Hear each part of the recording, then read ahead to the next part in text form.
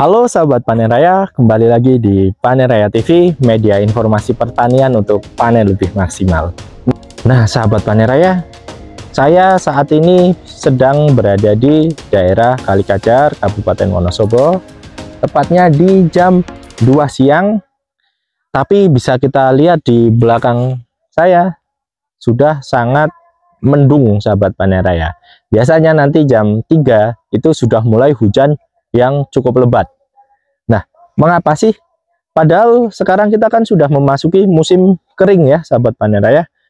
Biasanya di bulan April sampai dengan bulan Agustus, September itu biasanya sudah mulai musim kering. Tapi kenapa malah ini hujannya kok masih sangat lebat? Mari kita bahas di Panen Raya TV.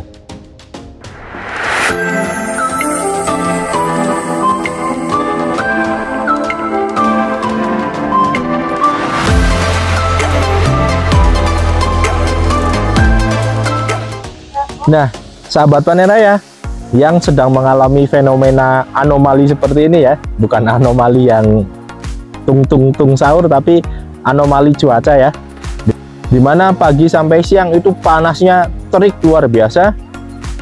Kita sampai malas untuk keluar ruangan ya, sahabat Panen Raya. Tapi di jam 3 ke atas biasanya sudah mulai hujan, bahkan hujannya berangin. Nah, kalau di tempat sahabat Panen Raya kejadian seperti itu, bisa saya tebak ya, sahabat Panen Raya itu rumahnya kalau nggak di Aceh, Lampung, Jakarta atau Jawa Barat, Jawa Tengah, Bali, Sulawesi, atau sebagian Papua Tengah. Bener nggak? Nah, bener nggak? Hebat kan? Oh, itu bukan ramalan ya sahabat Panen Raya.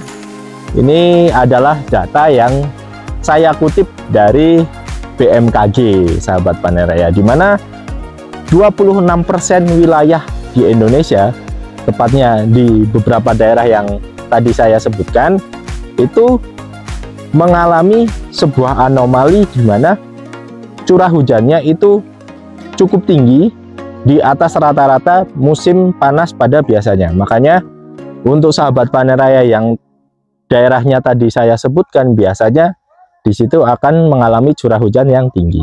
Jadi ini bukan sebuah ramalan, tapi sebuah data yang bisa dicek keasliannya di BMKG. Nah, sahabat Panen Raya, dengan adanya curah hujan yang cukup tinggi di musim kemarau, atau biasa disebut sebagai kemarau basah, sahabat Panen Raya, itu memiliki dua sisi mata koin sahabat Panen Raya. Satu sisi dia sangat berarti bagi para petani. Di satu sisi kalau kita tidak siap dengan keadaan cuaca yang seperti ini, itu akan sangat berbahaya untuk petani juga. Jadi bagi petani, musim kemarau basah ini kalau kita bisa mengoptimalkan, maka akan menjadi peluang kita sahabat Panen Raya. Tapi kalau kita gagal memanfaatkannya atau gagal memitigasinya, maka kemarau basah ini adalah sebuah bencana sahabat Panen Raya. Maka dari itu mari kita bahas apa saja yang perlu kita persiapkan untuk menghadapi musim tanam dan musim kemarau yang basah seperti ini. Nah, yang pertama, peluang bagi kita para petani yang tinggal di daerah yang memiliki sistem tada hujan atau sumber air itu cukup terbatas ya sahabat Panen Raya. Ini akan menjadi satu peluang yang luar biasa untuk kita memaksimalkan kita tetap bertani tanpa mengeluarkan biaya untuk pengairan yang lebih. Jadi kita bisa tahun ini bisa menanam sepanjang tahun sahabat Panen Raya. Jadi sangat luar biasa ya. Jangan lewatkan peluang ini. Nah, sahabat Panen Raya, di mana ada peluang tentu ada tantangannya sahabat Panen Raya. Tantangan utama dari musim kemarau basah adalah yang pertama, kita tidak siap untuk menghadapi penyakit yang berubah pola, sahabat panen raya. Karena biasanya di musim kemarau ini jarang ada penyakit, sahabat panen raya, yang menyerang ke tanaman kita. Tapi ketika kemaraunya berubah menjadi basah atau curah hujannya masih cukup tinggi, maka penyakit yang biasanya tidak kita antisipasi bisa dan sangat mungkin untuk menyerang tanaman kita, sahabat panen raya. Jadi itu yang pertama, kita harus memitigasi supaya tanaman kita tidak terserang penyakit yang tidak biasa terjadi di musim kemarau. Nah, yang kedua, sahabat panen raya, yang perlu diperhatikan agar kita tidak mengalami kegagalan adalah perhatikanlah bedengan kita, apalagi di daerah dataran rendah ya.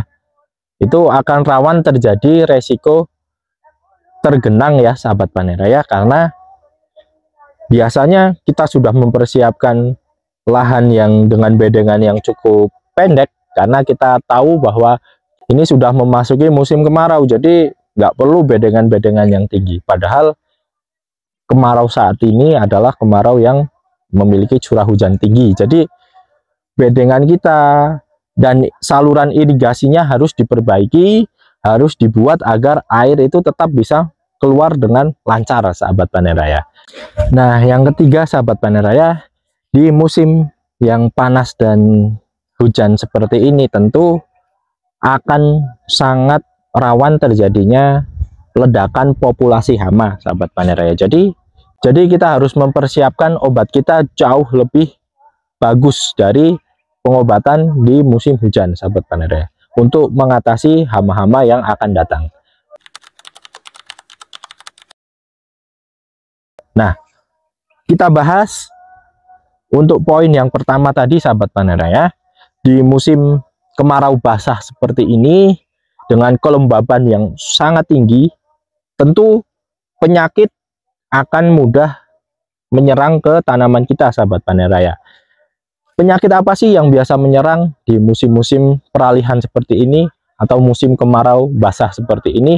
Yang pertama, sahabat panen raya, kita harus berhati-hati dengan yang namanya layu fusarium, sahabat panen raya. Layu fusarium sendiri adalah layu yang disebabkan oleh serangan dari jamur Fusarium oxysporum yang menyerang di akar atau pangkal batang tanaman kita, sahabat panen raya.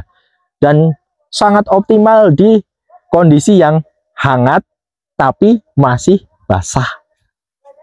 Saya ulangi, sangat optimal di kondisi lahan yang dia panas tapi di dalam mulsa itu sangat lembab, sahabat panen raya. Jadi kemarau basah adalah salah satu kondisi paling optimum untuk jamur busuk akar itu untuk menyerang tanaman kita.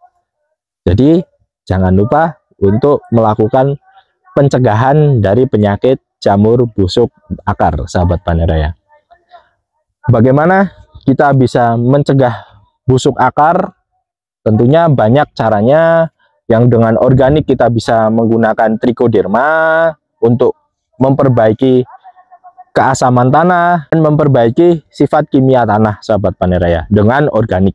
Tapi itu memerlukan waktu yang lama, jadi nggak bisa langsung menghindari dari serangan layu fusarium. Maka dari itu kita pakai satu metode kimia, sahabat panen raya.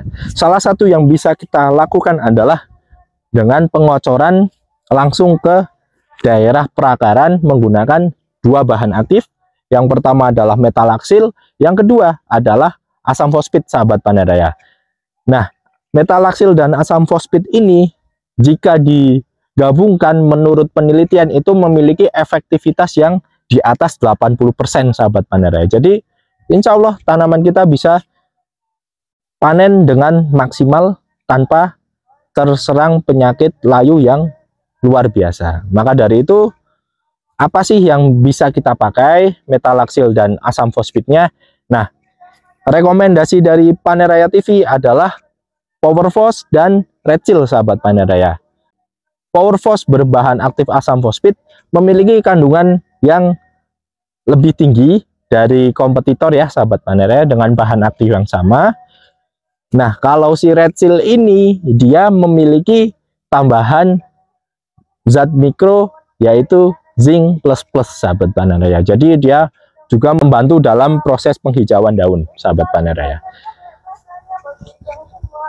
Nah, istimewanya dari produk ini asam fosfat dan metalaksil, dia juga bisa disemprotkan ke tanaman untuk perlakuan penanganan busuk batang ya sahabat panen raya. Jadi dua obat untuk berbagai macam penyakit tentu sangat hemat dan sangat istimewa sahabat panen raya. Itu jadi yang perlu diperhatikan di musim seperti ini adalah busuk akar dan busuk batang yang bisa ditangani dengan dua obat. Kalau untuk spray kita rekomendasikan ditambah dengan bahan aktif klorotalonil sahabat panen raya dengan produknya yaitu Jenggo. Nah, itu dengan 3 bahan aktif Powerfos, Red Seal dan Jenggo yang diaplikasikan dengan penyemprotan di tanaman tentu akan meningkatkan ketahanan tanaman dan mempercepat proses penyembuhan dari tanaman kita sahabat panen raya. Dan masuk ke poin terakhir yaitu ledakan populasi hama sahabat panen raya. Jadi perlu diperhatikan bahwa di kondisi yang panas dan lembab, selain dari serangan jamur sahabat panen raya, hama seperti ulat, seperti kutu-kutuan itu sangat mudah sekali untuk berkembang biak karena ini termasuk dari fase optimumnya atau waktu-waktu optimum untuk si hama ini berkembang dengan pesat. Jadi akan terjadi ledakan hama populasi yang menyebabkan tentunya serangan yang lebih masif pada tanaman kita dibanding musim hujan atau dibanding musim kemarau yang normal sahabat panen raya. Jadi kita perlu melakukan mitigasi atau pencegahan sebagai upaya untuk kita tidak mengalami kegagalan sahabat panen raya.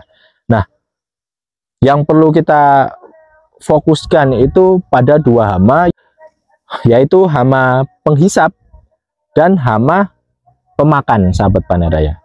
Contoh hama penghisap ya sejenis kutu-kutuan, dan contoh hama pemakan ya seperti ulat, belalang dan lain-lain. Kita akan fokus ke kutu-kutuan dan ulat ya sahabat panen raya. Nah, untuk kutu-kutuan sahabat panen raya kita perlu melakukan pencegahan sedini mungkin. Bahkan kalau saya rekomendasi semprot imidacloprid di masa pembibitan sahabat panen raya.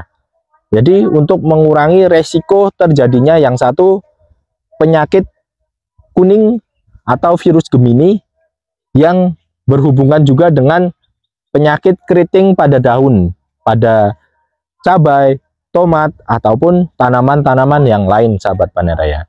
Jadi penggunaan imida atau sarador itu sangat penting di awal proses pembibitan. Yang kedua,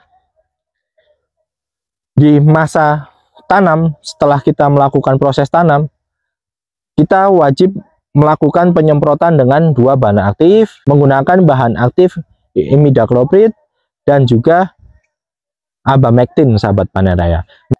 Nah, imida dan abamectin ini biasa kita gunakan sebagai semprotan untuk proses obat kontaknya sahabat panen raya. Nah, untuk obat sistemik translaminarnya kita biasa menggunakan Tosek dengan berbahan aktif clofenapir dan emamectin sahabat panen raya. Jadi kalau rekomendasi dari kami biasa perollingan imida dan abamectin dicampur, yaitu sarador dan optimek dicampur 2 kali semprot, 2 kali spray, kemudian kita rolling dengan imida yaitu sarador dengan Tosek itu 1 kali spray sahabat panen raya. Jadi 2 kali spray menggunakan bahan aktif kontak dan kontak, dan spray yang ketiga menggunakan bahan aktif kontak dan translaminar sahabat panen raya.